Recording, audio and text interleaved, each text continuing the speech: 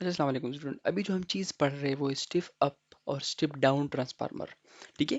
सबसे पहले हम स्टिफ अप ट्रांसफार्मर को पढ़ते हैं। स्टिफ अप ट्रांसफार्मर क्या करता है स्टूडेंट, ये याद रखना। जब स्टिफ अप ट्रांसफार्मर की बात होगी तो ये वोल्टेज को स्टिफ अप करेगा। ठीक है, वोल्टेज क्या करेगा, स्टिफ अप। ठीक है, वोल्टेज को स्टिफ अप करेगा। ठीक है, इनको इंक्रीज करेगा। ठीक है, और हमारे पास जो करंट होगा, ठीक है, करंट को स्टिप डाउन करेगा। ठीक है, करंट को क्या करेगा, स्टेप डाउन। ठीक है स्टूडेंट्स, वोल्टेज स्टेप अप। ठीक है, वोल्टेज स्टेप अप कर रहे और करंट को स्टेप डाउन कर रहे। तो स्टेप अप ट्रांसफार्मर के हवाले से आप बच्चों को ये एक चीज़ तो पता होनी चाहिए। ठीक है, इसके बाद हम देखते हैं दूसरी पॉइंट। दूसरा पॉइंट हमारे पास ये होगा कि आपको आ सकता है जो टर्न रेशो है। ठीक है, एमसीक्यूज आ सकता है ट्रांसफॉर्मेशन रेशो। ठीक है, ट्रांसफार्मर रेशो या transformation ratio, transformation ratio for. ठीक है, तो ट्रांसफॉर्मेशन रेशो पर स्टिफ अप ट्रांसफार्मर।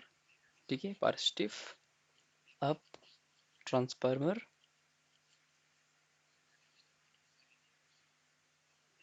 ठीक है, ये एमसीक्यूज आ सकता है। विल बी,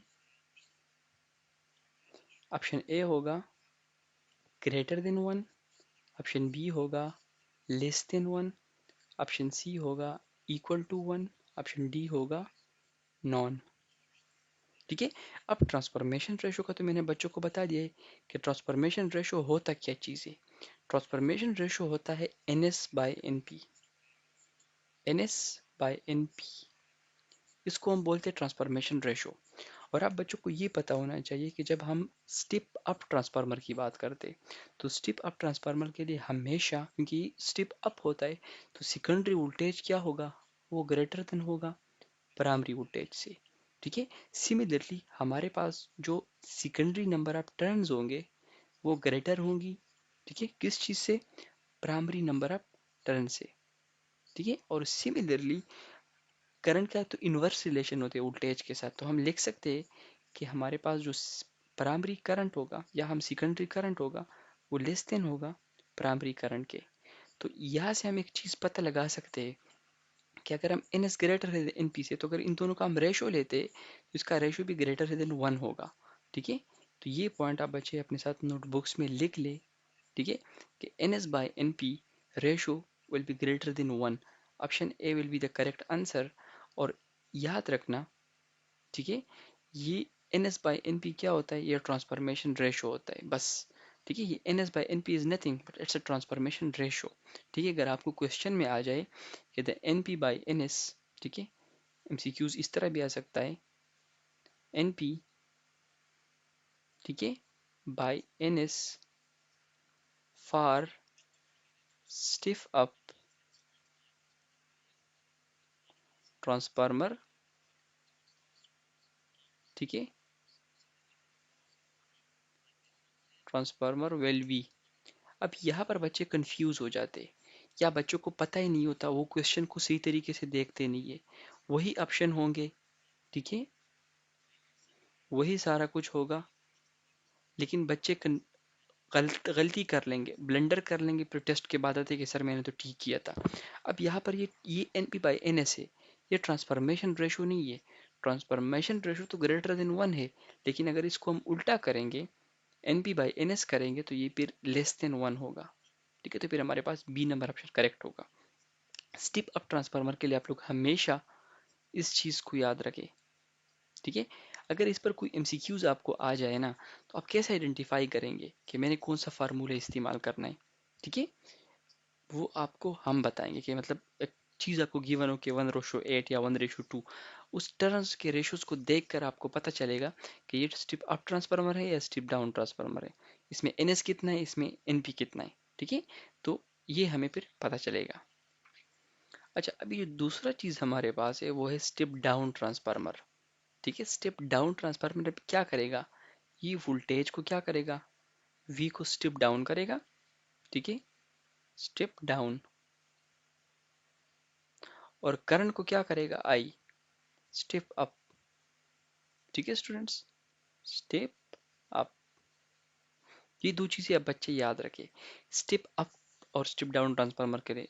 अब यहाँ पर भी वही सेम एमसीक्यू जा सकता है, ठीक है। याद रखना स्टेप डाउन ट्रांसफार्मर है तो इट्स मीन हमारे पास जो सेकेंडरी वोल्टेज होगा वो लेस देन होगा प्राइमरी वोल्टेज से, क्योंकि करंट के साथ इसका इन्वर्स रिलेशन होता है, ठीक है। तो it's mean I S will be greater than I P, ठीक है। और अगर हम बात करते हैं किस चीज़ की, हम बात करते हैं टर्न्स की, तो टर्न्स का तो इसके साथ डायरेक्ट रिलेशन होता है, ठीक है। तो इट्स मीन हम लिख सकते हैं कि N S will be less than N P, ठीक है। तो ये भी आप लोग याद रखें किसके हवाले से, स्टेप डाउन ट्रांसफार्मर के वाले से। अगेन अगर यहाँ पर आपसे ट्रांसफॉर्मेशन रेशो का पूछते तो N S by N P होता है, N S by N P will be less than one, ठीक है। अगर आपसे N P by N S पूछते हैं so will be greater than one, ठीक है। तो ये पॉइंट्स आप बच्चे अपने साथ नोट डाउन कर ले।